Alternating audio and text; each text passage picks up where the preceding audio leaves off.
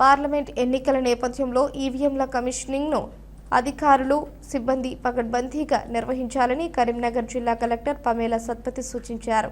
ఎలాంటి పొరపాట్లు జరగకుండా చూసుకోవాలని పేర్కొన్నారు.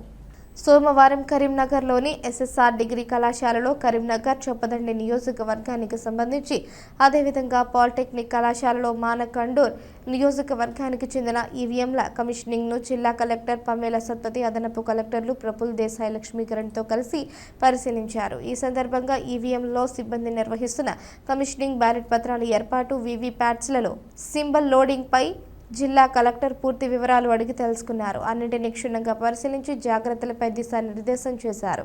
అనంతరం జిల్లా కలెక్టర్ మాట్లాడుతూ వీవీప్యాట్స్లో జాగ్రత్తగా సింబల్ లోడింగ్ చేయాలని సూచించారు. ఈవీఎంల కమిషనింగ్ పూర్తయిన తరువాత 1-2 సార్లు మాక్ పోలింగ్ నిర్వహించాలని పేర్కొన్నారు.